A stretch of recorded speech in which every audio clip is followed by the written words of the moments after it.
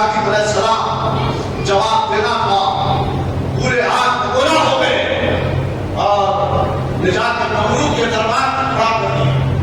ये सिर्फ एक ही शख्स था जो यहाँ था, ये हमारे बुतों की बेहुरमती किया, ऐसा वैसा जो बोलना था बोल के जाके था।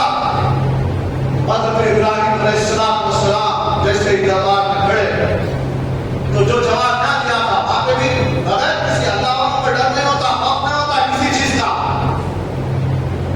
अब ये औलिया कुछ ना होता तो ये तो नबी थे ना, ये तो नबी थे। उलुल अम्र नबियों में शुमार होते हैं, नबियों के चलते आला में शुमार होते हैं। अल्लाह अकबर। हज़रत इब्राहिम ने कहा, ऐ नमरूद तू जानता है ना, ये जब जवाब ही नहीं देते, हरकत ही नहीं करते, तो फिर इसको मारने की बात भी है। बोलना था लेकिन आप बोल रहा हूं हमारे के खिलाफ। अब तो ये चीज नमरूद किया, अपने आप को खुदा बनवाता था लोगों को, अपने आप को। और हज़रत इब्राहिम अलैहिस्सलाम ने नहीं बोला मैं खुदा हूं। बोला अगर तू खुदा है तो सूरज इधर से निकलता है तो इधर से निकालता है। वो उसकी बोलती हो गई उसकी, बोला देख मैं कैसा खुदा हूं। तो लोगों को बुलवाया, कैद खाने से लेके आओ। लोग एक छूटने वाला था, उसकी सजा खत्म हो चुकी थी और वो छूटने वाला था, और एक सजा का मुस्तहक था। तो सजा का मुस्तहक जो था, जिसको फांसी करने वाली थी, जो बाइज्जत बरी हुआ एक, और जिसको फांसी की सजा है, उसको बुलाकर खड़ा करके बुलाया, इसको फांसी की सजा है, जो मरने वाला है और ये बाइज्जत बरी हो गया। देख मैं कैसा खुदा हूं, मैं भी ये काम करता हूं, जिसको मारना है मार, जिसको छोड़ना है छोड़।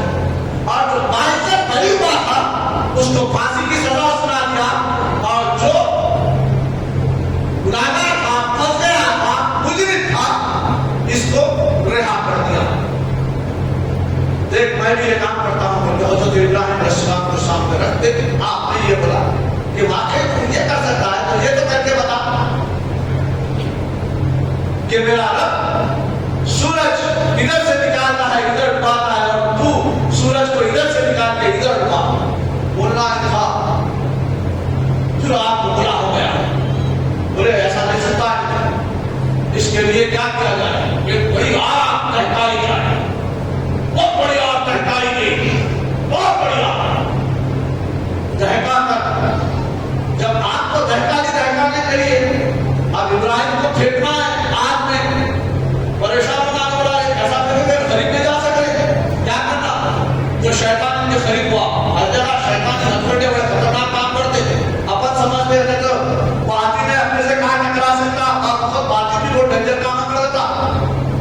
आज ऐसा चला, मस्जिद की कमेटी हम काम करने जा रही तो बाती परस्त पीछे से उन्हें कर रही। अल्लाह बचाए, पूरी तौफीक अता फरमाए। मैं तो दुआ करता हूं उनके भी हक में, अल्लाह ताला उनको सही रास्ता दिखाए, इहदिना सिरातल मुस्तकीम का रास्ता दिखाए। जो बच्चे इहदिना सिरातल मुस्तकीम के रास्ते पे गामजन होना चाहते हैं, तुम इन्हें इस रास्ते से हटाने की कोशिश मत करो। बहुत सामाइन ठंडे दिल से सोचो, ये जमीन किसी की जायदाद नहीं है, ये तो मुसलमानों को वक्त की हिम्मत कब्रिस्तान है। ये हर एक की जिम्मेदारी है, हर फर्द की जिम्मेदारी है इसकी हिफाजत करना, जैसे इस्लाम की हिफाजत हर मुसलमान की जिम्मेदारी है। वक्त की हिफाजत हर मुसलमान की जिम्मेदारी है कि वक्त की जायदादों को हम और आप मिलकर ही इसका मामला करना है। मगर आए दिन नाइंसाफियों की वजह से, ऐसे बदगुमानियों की वजह से हो रहा क्या, अहली गहरी कौम हमारा फैसला लेके कोर्ट में पहुंच रही है। कोर्ट में बैठने वाला कौन? ऐसी नमरूद जैसा जालिम, ऐसी जालिमा है वहां भी। बहुत मुश्किल से फैसले मिलते हैं। ऐ उम्मत मुस्लिमा, अपने आप को संभालो, चाहे अपने घर के केस हो, अपने जमीन के केस हो, अपने मामलात हो, वहां तक मत जाने दो। यही सोसाइटी में या कोई बड़ा बनेगा, यही तय करो। बहुत बदनाम हो चुके हम, बहुत परेशान हो चुके हम 1857 से लेकर अब तक।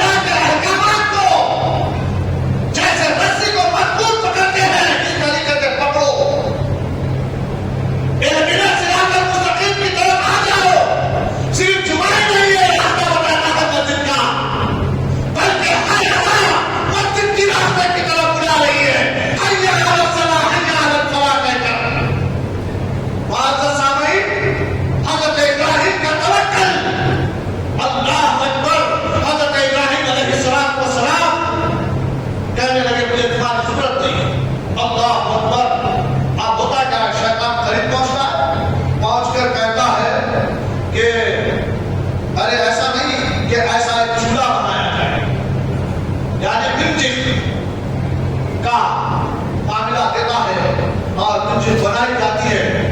म्यूजिक में बड़े बड़े फतरे रखकर ट्राल किया जाता है पाकिस्तान, और फतरे जा जाकर आग में गिरते तो अब नमरूद होता ठीक है, बड़ा अच्छा है, इसी के अंदर बिठाकर इब्राहिम को फेंक। अब हजरत इब्राहिम अलैहिस्सलाम को बिठाया है, बिठाकर रस्सा खींचा जा रहा है, टैंक पे रस्सा खींचा नहीं जा रहा। जब से ड्रामा करे सो करे रस्सा अच्छा खींचा जा रहा था, बड़े बड़े पत्थर हजरत इब्राहिम अलैहिस्सलाम से ज्यादा ऊंचे पत्थर रख के फेंके तो जाके आग में गिर रहे थे। अब रस्सा खींचा नहीं जा रहा। ख़वातीन इस्लाम तक मेरी बात पहुंच रही है, यहाँ बैठे हुए मेरे इस्लामी भाइयों से गुजारिश है, ये अपने ख़वातीन तक भी पैगाम पहुंचा दे। अब जो आने वाला सेशन है, अब जो सब्जेक्ट है अल्लाह अकबर ख़वातीन से रिलेटेड है, मुअज़्ज़ज़ सामीन, रस्सा खींचा नहीं जा रहा है, रस्से को खींच रहे हैं, बेशुमार को पकड़कर, मगर रस्सा खींचा नहीं जा रहा। अब शैतान बेचैन बेकरार है, शैतान को सब दिखता। आज हमारी नजरों पे पर्दा हो गया, क्यों?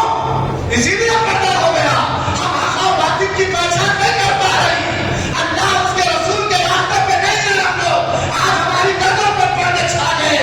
अल्लाह अकबर, मुअज़्ज़ज़ सामीन, आप अंदाजा लगाइए, शैतान को सब दिखता है, मगर अल्लाह वाला जो होता है ना, अल्लाह उसके रसूल से अपनी रिश्वत को जोड़ के रखता है, उसको हर चीज नजर आती है।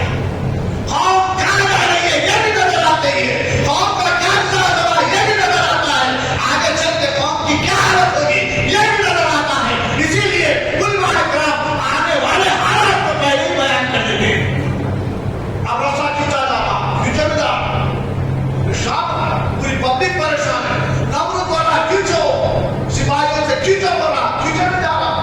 शैतान फौरी तौबा फड़कता हुआ फिर भागा नमरूद के करीब, जाके बोला ये रास्ता नहीं खींचा जाएगा। क्यों क्यों नहीं खींचा जाएगा? तो कहा मलाइका रस्से को पकड़े हुए थे, मलाइका रस्से को पकड़ दिए। अब पूरी दुनिया एक तरफ बजाए, मलाइका को अल्लाह का हुक्म है कि रस्सा नहीं खींचा जाएगा। अब उन्हें बोला आपकी तरतीब पता, किससे पूछा? जरा बोलो ना, किससे पूछ रहा?